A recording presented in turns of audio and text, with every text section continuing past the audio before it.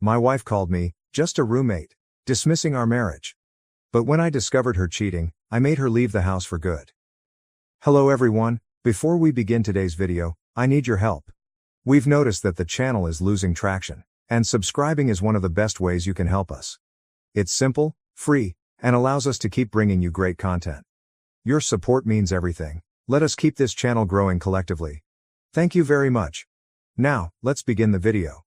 Okay, so I, 30 million, need to get this off my chest because things have completely gone wrong with my wife, Melissa, 28F. We've been married for 3 years and together for nearly 6. We first met in this bar through mutual friends. She wasn't supermodel hot, but she was obviously lovely and exuded a confident air that drew me in immediately. We hit it off, exchanged numbers, and began dating a few weeks later. The first couple years were actually pretty fantastic. We went on weekend getaways and met each other's families, as couples do. Her parents were a little standoffish, but whatever. We moved in together after a year. I proposed on our 2-year anniversary, and we married around 8 months later in a simple ceremony with family and close friends. I purchased a home around 6 months before the wedding. My name appears on everything since I paid the down payment with money I saved by working my ass off. For the first year of marriage, everything was well. We'd both come home from work, cook dinner together, and watch television, normal stuff. We discussed having children in a few years, but looking back, I noticed that things began to change around the 2nd year of our marriage. Melissa began to focus more on her work. She works in marketing and has started staying later at work, attending networking events, and spending less time at home. I was supportive because I thought it was good for her career. I took on extra domestic tasks so she could focus on her work. I also started paying most of the bills because she stated that she wanted to advance her job before focusing on money. It started out little, with her canceling our date evenings at the last minute due to work. She was constantly on her phone, even while we were meant to be spending time together. If I brought it up, she'd become defensive and suggest I wasn't supporting her profession. So I backed off. We stopped doing activities together on weekends. She was either too exhausted from work or had unexpected brunches and shopping outings with her pals, which I was not invited to. I began to feel as if we were simply existing in the same area without truly connecting. She told me a few months ago that her buddy group was planning a meal at a new restaurant downtown and invited me. I was genuinely surprised. She hadn't invited me to anything with her pals in months. I wasn't very excited because her buddies are largely marketing public relations professionals who only discuss work turmoil and gossip about people I don't know. But I assumed this was her way of including me more, so I went. We arrived at the restaurant and there were around 8 people in total. Melissa, me, and 6 of her friends. The room was crowded and noisy, and we ended up at this long table. I was around 3 seats away from Melissa, sandwiched between her buddy Taylor, who was chatting to someone else the entire time, and a guy I had never met before, who was addicted to his phone. Basically, I was simply sitting there sipping my soda, without participating in any conversation. No one spoke to me or even acknowledged my existence. To be honest, these things are rather usual. I was used to being the unseen husband by this point. I was spacing out, thinking about a job at work, when Melissa's friend Caitlin inquired, "So, how's married life treating you these days?" The way she stated it was strange, as if there was something underlying the question. That's when I focused on what Melissa was saying. Guys, I swear it felt like someone punched me in the stomach. Melissa snorted dismissively and replied, "Oh, please. He's just my roommate at this point. Only my roommate." I literally froze with my beer halfway to my mouth. Who is saying that about their husband? And the way she said it was not a joke. It was as if she were stating an obvious fact that everyone already knew. She even looked at me as she said it, noticing I was paying attention, but she didn't mind. What's worse? Her friends' reactions. They all laughed and nodded as if everything was perfectly normal. One of them even said, "Don't all husbands eventually become glorified roommates?" They all cracked up even more. All but one girl, Olivia. She's new to their friend group, I've only met her a few times. She did not laugh. Instead, she gave me a sympathetic gaze. At least one person in this group had a soul, I suppose. I can't remember the rest of the dinner talk. My brain was caught on loop, hearing my wife repeatedly refer to me as her roommate. I continued to eat and drink on autopilot, not saying anything but attempting to understand what had just transpired. The trouble is, she said it without looking at me. She didn't ask if I'd heard, and she didn't care, as if I wasn't even a factor in her life worth considering. Melissa was speaking about trivial topics on the way home, appearing entirely normal, while I sat there feeling as if my entire marriage had been nuked. I scarcely answered, only offering one-word answers and nods. When we arrived home, she plopped down on the couch and scrolled through Instagram like nothing had happened, as if she hadn't just completely degraded our entire relationship in front of all her pals. I stood there for a minute, waiting for her to say something, recognize what she said, apologize, anything. But nah. Nothing. That's when it occurred to me, perhaps this wasn't just a random comment. Maybe this is how she sees me? Just a man who stays in the same house and pays his bills. Not her spouse, not her partner, only her roommate. I couldn't keep it in anymore. So, am I really just your roommate now? I inquired, attempting to seem casual despite my feelings. Melissa looked up from her phone, angry to be interrupted. What are you talking about? At dinner, you told your friends I'm just your roommate at this point. She rolled her eyes and returned to scrolling. Oh my God, it was just a joke. Don't be so sensitive. That's just how we talk sometimes. Didn't sound like a joke, I said. Well, it was, she retorted. You're seriously overreacting. Can we not do this right now? I'm tired. And that was all. No apologies. There's no explanation. Not even acknowledging that it might have harmed me. Simply disregarding my feelings and making it appear as if I was at blame for being sad. I didn't want to exacerbate the situation because I was still trying to process everything. Plus, I wanted to consider how to approach this. But one thing was clear, something was badly wrong in our relationship, and I couldn't deny it any longer. The next morning, I followed my usual routine on autopilot. Melissa was hurrying around as usual, barely addressing me, except to inquire whether I had seen her phone charger. It was just another routine day for her. As I drove to work, I kept revisiting that moment from supper in my thoughts. The more I thought about it, the angrier I became. I've worked hard for years to construct a life with this woman. I purchased the house we live in. I pay the majority of the bills. I've been assisting her career by taking on additional domestic tasks. I've been the one who has put the most effort into our connection. Meanwhile, she has been doing what? Going out with pals? Working late? Paying little attention to me? And this is how she views me. Just a guy who happens to reside in the same house. By the time I arrived at work, I had made a decision. If Melissa prefers a roommate above a husband, she will get one. During my lunch break, I opened a new bank account and transferred the majority of our money from our joint account to it. I only left enough to meet my portion of the bills for the month, not a penny more. I used to pay 80% of everything because I earned more. But roommates split the bill 50-50, right? When I went home that evening, I didn't ask Melissa about her day as I usually would. I did not inform her about my. I simply said hey, and went directly to the spare room where I keep my gaming gear. Usually, I'd wait for her to complete work before we decided on dinner. But not tonight. I ordered a pizza just for myself. When it arrived, I took a few slices and returned to my game. Melissa entered the room a few minutes later, bewildered. Did you order pizza? Where's mine? I shrugged, still staring at my tablet. Oh, I just ordered for myself. Figured you'd get something if you were hungry. She waited there for a second, hoping for a more detailed explanation. When I said nothing else, she just murmured, okay, and exited the room. A bit later, I heard her in the kitchen preparing something. That marked the beginning of what I now call Operation Roommate. Over the next few weeks, I gradually changed how I interacted with Melissa. I stopped texting her during the day to check in. I stopped getting groceries for her. I stopped washing her clothes with mine. I stopped asking whether she needed anything when I went shopping. I stopped telling her when I was going out or when I would return home.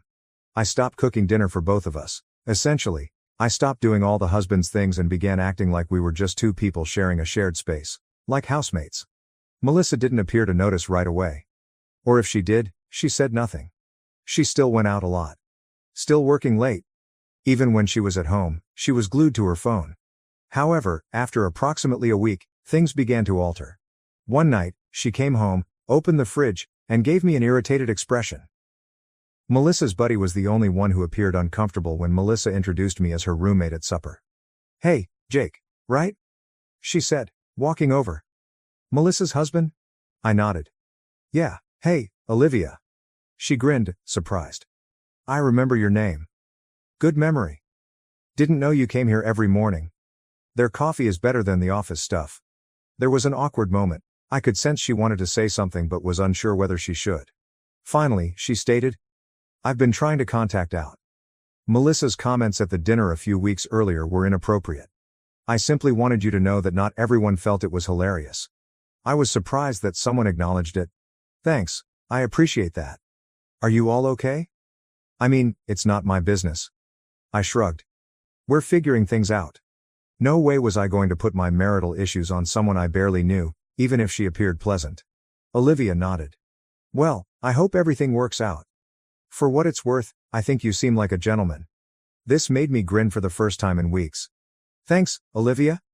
We ended up sitting together for about 15 minutes, just talking, and it turns out she's actually pretty cool.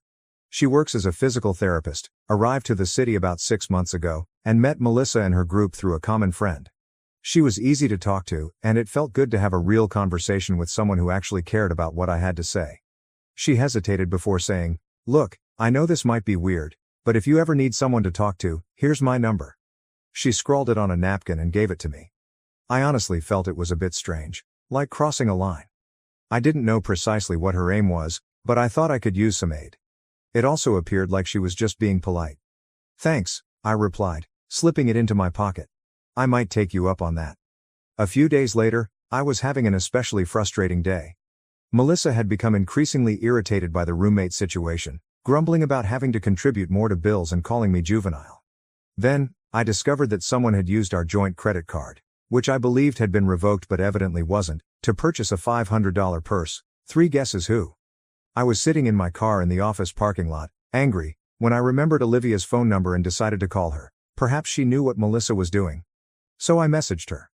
"Hey, this is Jake. Is the offer to chat still open?" She replied almost instantly. "Absolutely. Is everything okay?" We met for coffee after work.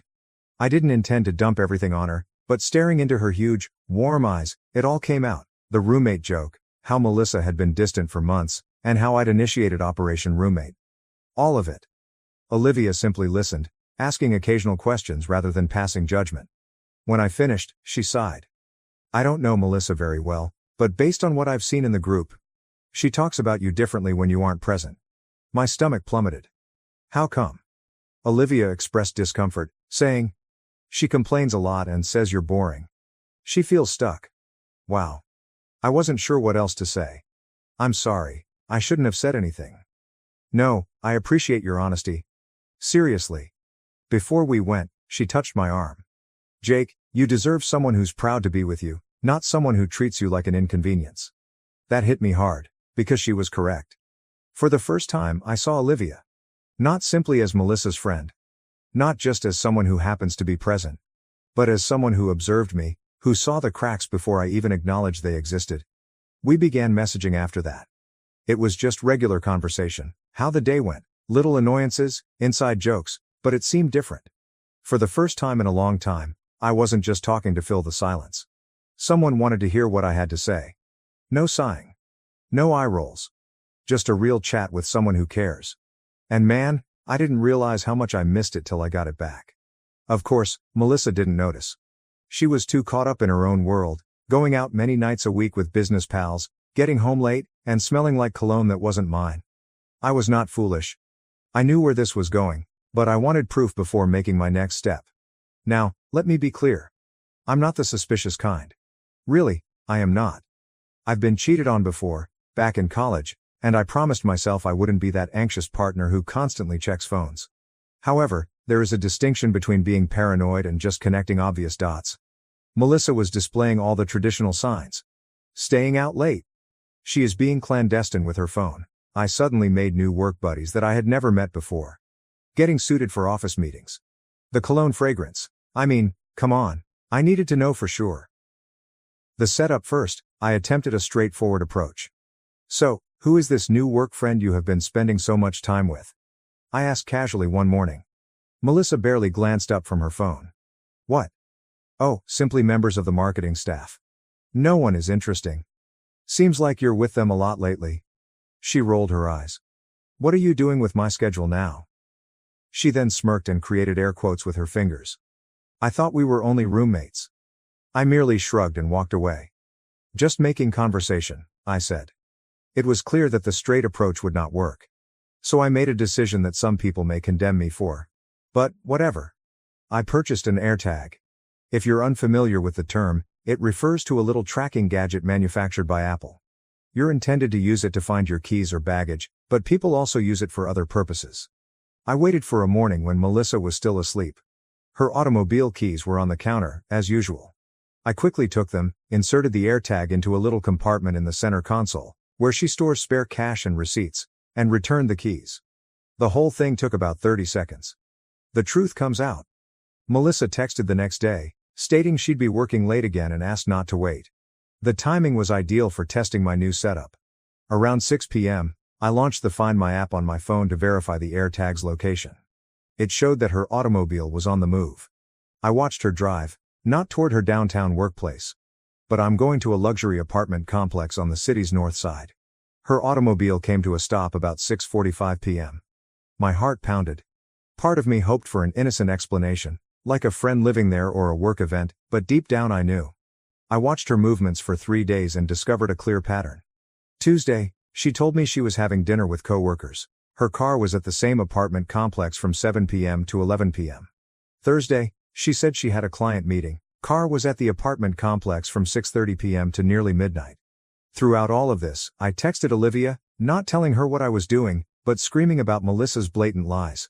Olivia was supportive but cautious. "Are you certain you want to know?" She texted. "Sometimes, finding out only makes things worse." "I need to know," I told him. "I'm tired of being played for a fool." The following Tuesday, when Melissa stated she had another late meeting, I told her I was going to grab drinks with some guys from work and wouldn't be home till late, which was obviously a lie. Instead, I parked down the street from the apartment complex and waited. Melissa's car arrived at 6:30 p.m., and I watched as she parked, checked her cosmetics in the mirror, got out, and walked to one of the buildings, typing a code at the door and entering. I sat there for maybe 15 minutes, debating what to do next. Part of me wanted to storm in, catch them in the act, and make a big scene, but what would that accomplish? More drama? No thanks. Instead, I took pictures of her car in the lot and the building she entered, then took a deep breath and drove home. Melissa was cheating on me, and now I had all the proof I needed. The question was, what was I going to do about it? I called Olivia on the way home, and when she answered, I simply stated, "You were right about everything." "Oh, Jake," she whispered softly. "I am so sorry. What are you planning to do?" "I don't know yet," I told her. "But I'm done being just her roommate." I slept in the spare room that night, and Melissa didn't notice I wasn't in our bed when she arrived home after midnight. The following day, I called in ill to work because I couldn't concentrate on spreadsheets and meetings when my marriage was collapsing. I spent the morning researching divorce lawyers and found one with positive reviews who could see me that afternoon. When I got down with him, I explained everything: the roommate comment, the infidelity, the housing issue, and our money. "So, what am I looking at here?" I inquired after explaining everything. The lawyer leaned back in his chair and said, "Well, you're in a fairly solid legal position. The house is in your name, and you owned it before marriage. Therefore it is probably protected. Having no children simplifies things. Virginia is not a no-fault state, thus her adultery could benefit you. The important question is, how contentious do you want this to be?" I considered it. "I don't want drama. I just want out." The lawyer smirked. "You're a smart man. Those who want vengeance end up paying me a lot more money." He then gave me a knowing glance. "Let's start drafting the paperwork. Meanwhile, document everything. Her absences, evidence of the affair, and financial documents. And don't tell her you're filing until we're prepared." I paid his retainer and departed feeling lighter, as if I'd finally taken control of the problem. When I arrived home, Olivia texted me. "How are you doing?" I proposed we meet for coffee, and she accepted. We met at a quiet small area a few towns away, where Melissa's pals wouldn't notice us. Olivia looked troubled when she saw me. "You look exhausted," she remarked. "Haven't been sleeping much," I admitted, absently stirring my coffee. "I met with a divorce lawyer today." Her eyes widened. "Wow, that was fast." Once I learned for certain about the cheating, it wasn't a difficult decision. "Our marriage has been dead for several months." She nodded. "I understand, but it's still a big step." She reached across the table and squeezed my hand, a swift, encouraging gesture that seemed more genuine than any contact I'd had from Melissa in months. "What happens now?" she asked. "A lawyer is preparing the papers. I am gathering evidence. Then I serve her and ask her to go." "She's not going to like that." I shrugged. "Tough." She should have considered that before cheating on me. We talked for nearly 2 hours, Not only about the divorce but about everything. Our careers, kids, favorite movies, and vacation adventures. It was so easy to chat to Olivia. There was no judgment, no stress, just two individuals who were truly interested in what the other had to say. When we eventually said our goodbyes, she hugged me and whispered, "You'll be fine, Jake. Better than okay." For the first time in weeks, I truly believed it. Over the next few days, I kept gathering evidence, taking screenshots of our bank statements proving I paid for everything, downloading records of Melissa's credit card charges, fancy restaurants I never went to, hotel charges on nights she was supposed to be with friends, and backing up her AirTag location history. Put everything in a folder for my lawyer, Richard. Melissa, on the other hand, was entirely unconcerned, continuing with her usual schedule of getting home late, barely speaking to me, and spending weekends with friends. The arrogance of it all only increased my determination. Olivia and I texted every day at that time. Nothing untoward happened, and I was not going to be a cheater like Melissa. What about Olivia? She was the first person in a long time who genuinely cared about me. And I wasn't going to be a cheater, but we were definitely getting closer. She told me about her previous relationships, her difficult family, and I opened up about things I hadn't told anyone in years. She made me laugh when I didn't think I could, and I thought it was nice to have someone supportive through all of this. The divorce papers were ready a week later, and the lawyer suggested that Melissa be served unexpectedly, preferably with a witness present. "You want someone there who can verify how it went down," he told me. "Especially if she gets emotional or makes threats." Oh, without thinking twice, I requested Olivia to be my witness. She consented quickly. "I'll be there," she texted, "whatever you need." I chose the date for Friday night, knowing Melissa would be home. It was time to end this farce of a marriage once and for all. Friday arrived faster than I expected, and I spent the morning going over the plan with the lawyer, making sure I understood exactly what to say and how to handle various circumstances. He handed me the divorce papers in a manila envelope that felt far too light for something so significant. Olivia sent me supportive texts throughout the day. "You can do this. Stay strong. I'll be there." Simple words, but they were helpful. We decided to meet at a coffee shop near my house at 6 p.m. Melissa normally arrived home around 7 p.m. on Fridays, when she wasn't going straight to her jerk's place, and the plan was for Olivia to come over around 6:30, after which we'd wait for Melissa together. We remained there for a while, not really drinking our coffees, just passing the time, and at 6:25, we drove to my house. Olivia's automobile was far finer than I expected, a luxury SUV that must have cost a fortune. We came into the house, and I paused for a moment. It seemed strange having Olivia, Melissa's old friend, in our space. Except it wasn't our space anymore, and Olivia wasn't Melissa's friend anymore. I gave her a quick tour, pointing out different objects to break the stillness. She grinned, that little knowing smile. "You don't have to give me the real estate agent walkthrough, Jake. I'm only here for moral support." I chuckled and rubbed the back of my neck. "Yeah, guess I'm just not accustomed to, someone truly wants to be here." She angled her head, as if she were reading between the lines, and then, as we came to a halt in the living room, she reached out and adjusted my shirt collar, smoothing it down with a slight touch as if it were the most natural thing in the world. I froze. But the way she did it, so familiar and casual, made my gut knot. It had been a long time since someone touched me with affection rather than obligation. "There," she whispered, her fingertips lingering for just a second too long before she stepped back. "You're all set."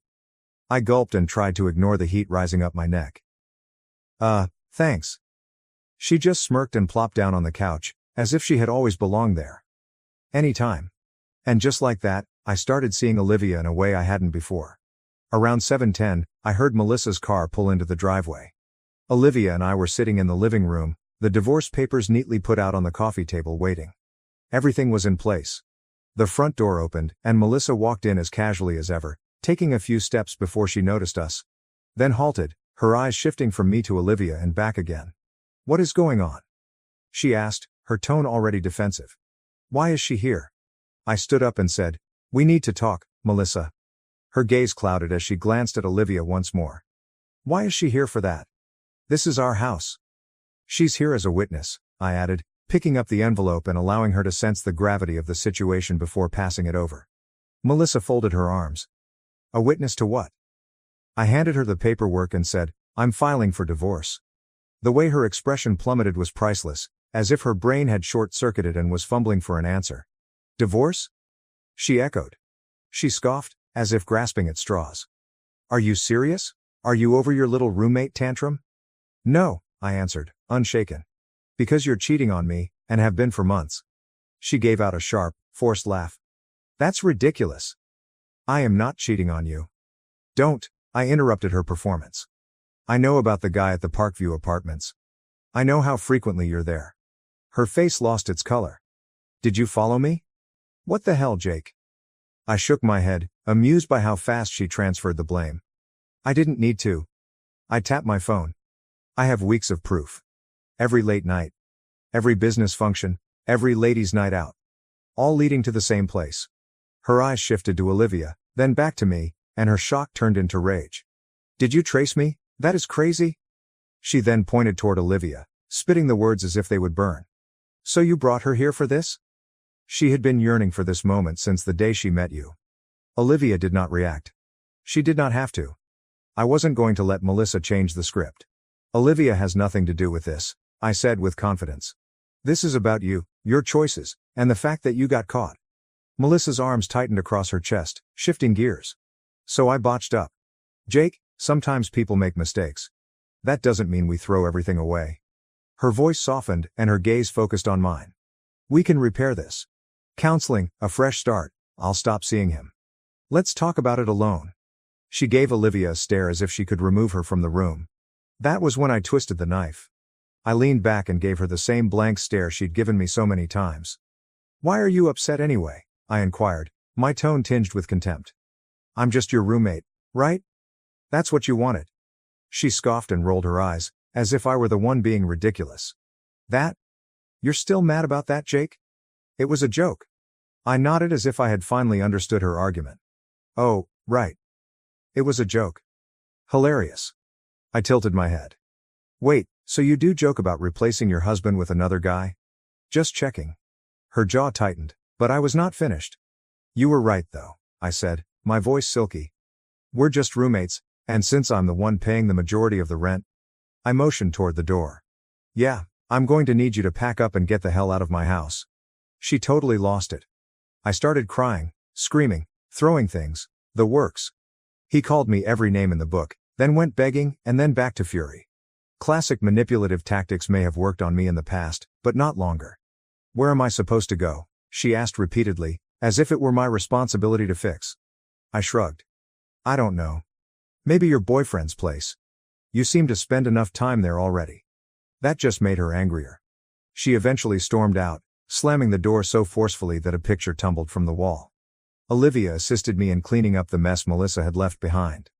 That went about as well as expected, I said, attempting a joke. Olivia offered me a compassionate grin. You did great. Stood your ground. Melissa returned the next day with her friend Taylor, intending to simply move back in like nothing had happened. I'd replaced the locks. They were stuck outside, calling my phone and knocking on the door. I didn't respond, instead texting her that she could come grab her belongings on Saturday, when I'd have my brother with me. That Saturday was tense. My brother Mike arrived early, which was fortunate given that Melissa arrived with Taylor and her father.